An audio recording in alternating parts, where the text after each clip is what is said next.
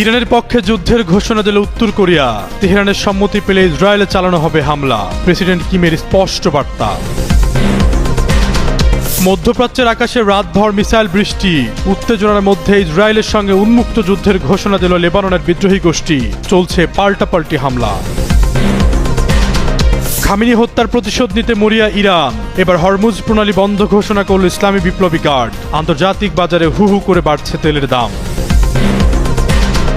বাহরাইনে মার্কিন বিমান ঘাঁটির সদর দপ্তরে ইরানের ক্ষেপণাস্ত্র হামলা, স্থাপনা জুড়ে ব্যাপক ধ্বংসযজ্ঞের দাবি তেহরানের, মুখ খোলেনি ডোনাল্ড ট্রাম্প।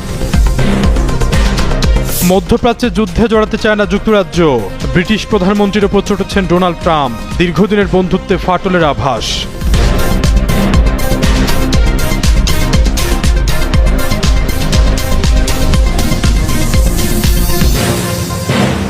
মধ্যপ্রাচ্যে সামরিক উত্তেজনার আগুন যখন দিন দিন আরও দাউ দাউ করে জ্বলছে, ঠিক তখনই বিস্ফোরক এক বক্তব্য দিয়ে আলোচনার কেন্দ্রবিন্দুতে উঠে এলেন উত্তর কোরিয়ার সর্বোচ্চ নেতা কিম জং উন। ইরান ইসরায়েল সংঘাতের টানটান মুহূর্তে সরাসরি ইরানের পক্ষ নিয়ে তিনি ছুড়লেন কঠোর হুঁশিয়ারি। প্রয়োজনে তেহরানকে ক্ষেপণাস্ত্র দেবে পিয়ংইয়ং, তবে একটিমাত্র মিসাইলই নাকি পৃথিবীর মানচিত্র থেকে ইসরায়েলকে মুছে ফেলতে যথেষ্ট।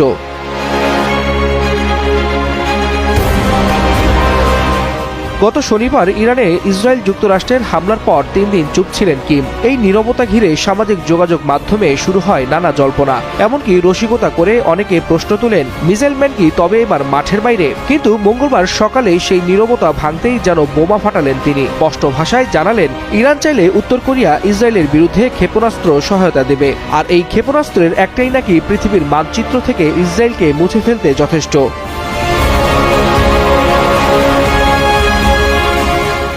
এই বক্তব্য মুহূর্তেই ছড়িয়ে পড়ে বিশ্ব মিডিয়ায়। একদিকে সমর্থকদের উচ্ছ্বাস, অন্যদিকে সমালোচকদের তীব্র প্রতিক্রিয়া। ফলে সামাজিক মাধ্যমে ঝড় তুলছেন নেটিজেনরা। কেউ বলছেন এটা কূটনৈতিক চাপ বাড়ানোর কৌশল, আবার কেউ মজা করে লিখছেন মামা কিম আবার খেলায় ফিরছেন।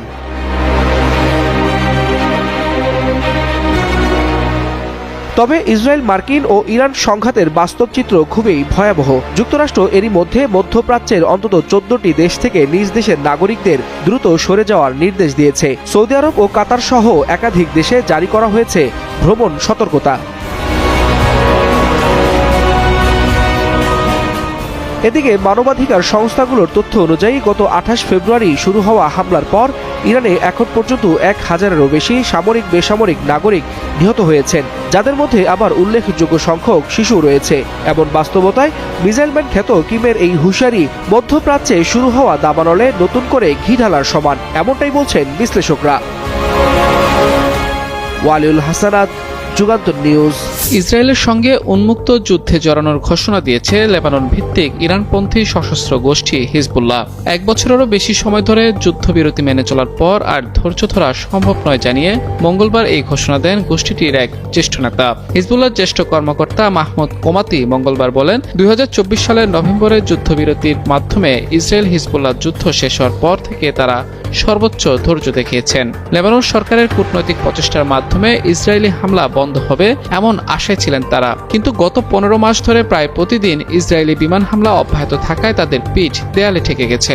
এখন প্রতিরোধে ফেরা ছাড়া তাদের আর কোনো পথ খোলা নেই। হিজবুল্লাহর মিডিয়া অফিস থেকে প্রকাশিত এক বিবৃতিতে কুমাতি লেবানন সরকারেরও কড়া সমালোচনা করেন। তিনি বলেন, লেবানন সরকার হিজবুল্লাহর কর্মকাণ্ডকে অবৈধ বলছে এবং অস্ত্র জমা দেওয়ার দাবি জানাচ্ছে, অথচ ইসরায়েলি হামলা বন্ধে তারা কোনো কার্যকর ভূমিকা নেয়নি। কুমাতি আরো বলেন, জায়নবাদী শত্রুপক্ষই একটি পূর্ণাঙ্গ যুদ্ধ চেয়েছিল, যা তারা যুদ্ধবিরতি চুক্তির পরও থামায়নি।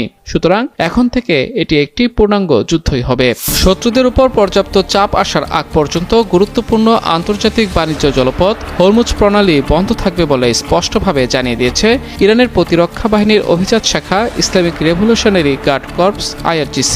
বাহিনীটির বর্তমান শীর্ষ commander brigadier general Ibrahim Jabari সোমবার রাষ্ট্রায়ত্ত টেলিভিশনে দেওয়া এক ভাষণে তথ্য জানিয়েছেন। তিনি বলেন, বিশ্বে বর্তমানে অপরিশোধিত জ্বালানি তেলের দাম ব্যারেল প্রতি $81 পৌঁছেছে। অল্প কিছুদিন অপেক্ষা করলেই এই দর $200 পৌঁছে যাবে, কারণ হরমুজ প্রণালী বন্ধ আছে। কোনো জাহাজ যদি নিষেধাজ্ঞা অমান্য করে এই প্রণালী দিয়ে চলাচলের চেষ্টা করে, তাহলে ইরান সেই জাহাজ লক্ষ্য করে গুলি চালাবে। তিনি আরো জানান, ইরান এই অঞ্চলের পাইপলাইনগুলোকেও লক্ষ্যবস্তু বানাবে। মধ্যপ্রাচ্য অঞ্চল থেকে কোনো তেল বাইরে যেতে দেওয়া হবে না।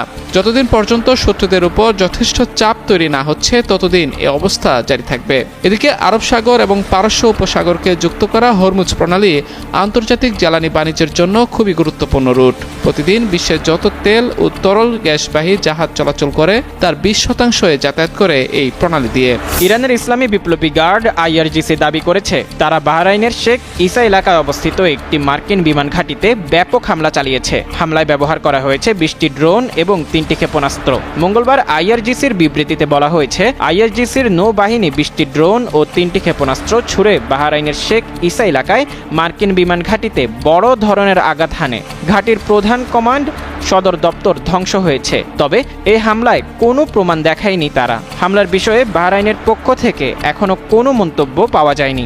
28 ফেব্রুয়ারি থেকে মার্কিন ও ইসরায়েলি হামলার জবাবে ইরান এই হামলা ঘটিয়েছে। এদিকে সৌদি আরবের রাজধানী রিয়াদে বিদেশি দূতাবাস ও কূটনীতিক আবাসস্থল এলাকায় বিস্ফোরণ এবং ধোঁয়ার স্তর দেখা গেছে।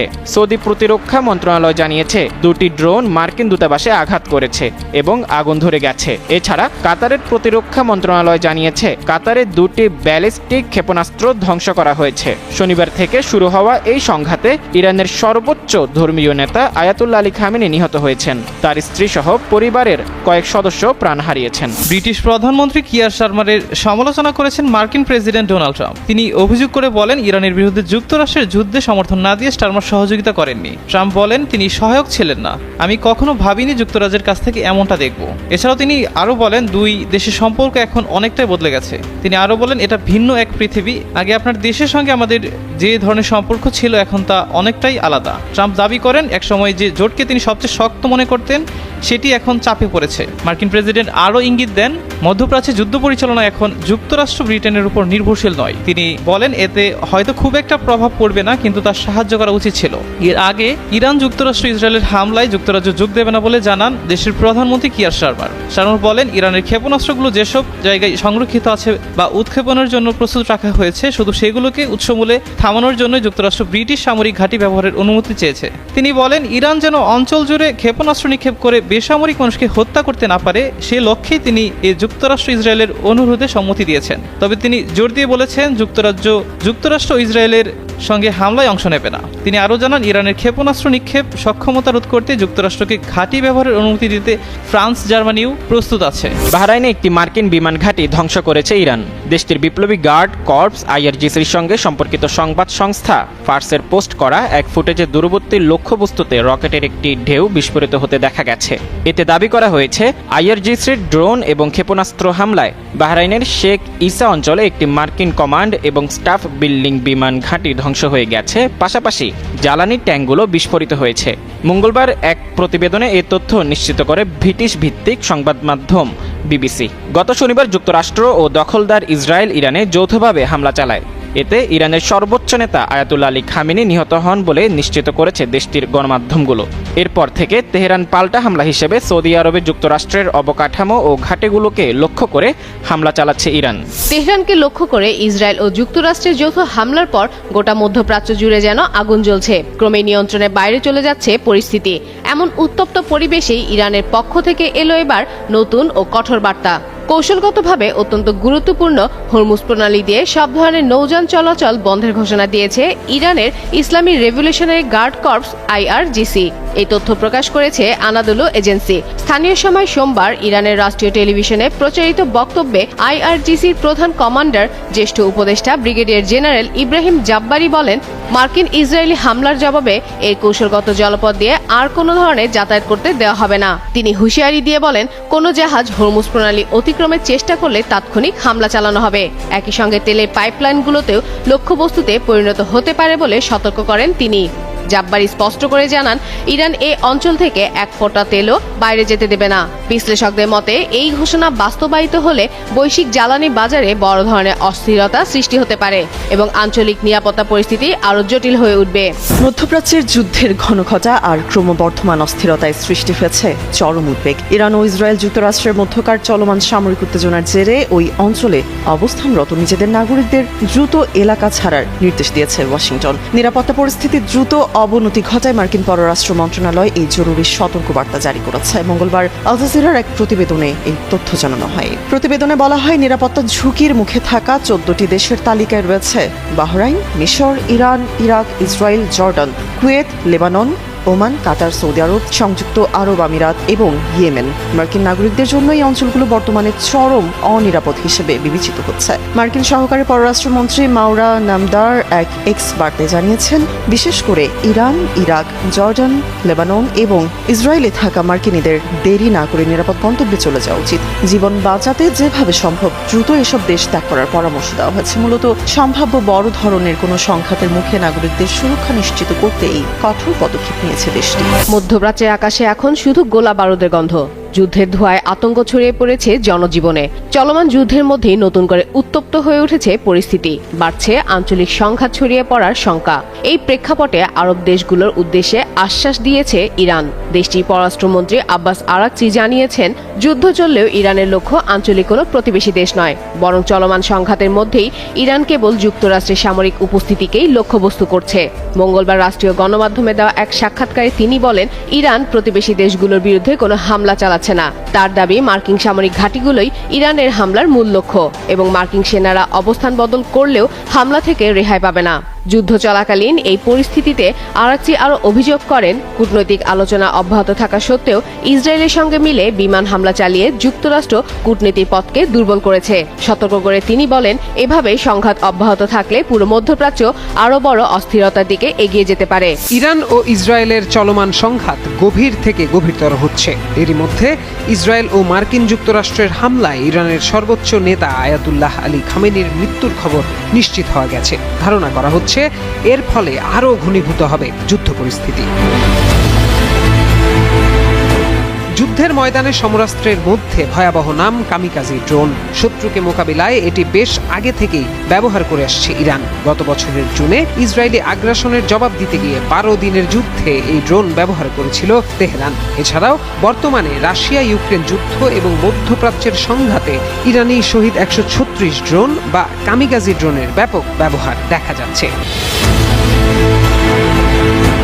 কামিকাজি ড্রোন হলো এমন এক ধরনের বিশেষ ড্রোন বা চালকবিহীন বিমান যা লক্ষ্যবস্তুতে সরাসরি আছড়ে পড়ে নিজেকে ধ্বংস করার মাধ্যমে বিস্ফোরণ ঘটায়। একে সামরিক পরিভাষায় লোইটারিং মিউনিশন বা আত্মঘাতী ড্রোন বলা হয়। সাধারণ ড্রোন হামলা চালিয়ে ফিরে এলেও কামিকাজি ড্রোন শুধু একমুখী অভিযানের জন্য তৈরি। এটি নিজেই একটি শক্তিশালী বোমা বা মিসাইল হিসেবে কাজ করে, হামলা করে নিজে ধ্বংস হয়ে যায়, ফলে আর ফিরে আসে না ড্রোনটি। এই ড্রোনের লোয়েটারিং বা অপেক্ষা করার বিশেষ ক্ষমতা আছে। লোয়েটারিং বলতে বোঝায় আকাশে দীর্ঘ সময় ধরে অবস্থানের সক্ষমতা। উপযুক্ত লক্ষ্যবস্তু খুঁজে না পাওয়া পর্যন্ত এই বিশেষ ড্রোন আকাশপথে অপেক্ষা করতে পারে। নির্ভুল লক্ষ্য ভেদেও এটি বিশেষ দক্ষ। জিপিএস সেন্সর বা রিমোট কন্ট্রোলের সাহায্যে এটি অত্যন্ত নিখুঁতভাবে লক্ষ্যবস্তু শনাক্ত করে সেটিতে আঘাত আনে। কামিকাজি ড্রোন প্রথাগত মিসাইলের তুলনায় সস্তা, এমনকি ছোট আকারের হওয়ায় রাডারে ধরা পড়াও কঠিন। ইরানে হামলা করার জন্য মার্কিন বাহিনী কামিকাজি ড্রোন বহর প্রস্তুত করেছে। এই খবর সামনে আসতেই আলোচনার কেন্দ্রবিন্দুতে উঠে এসেছে অত্যন্ত চতুর এই সমরাস্ত্রের নাম। প্রত্যয় দাস, যুগান্তর নিউজ।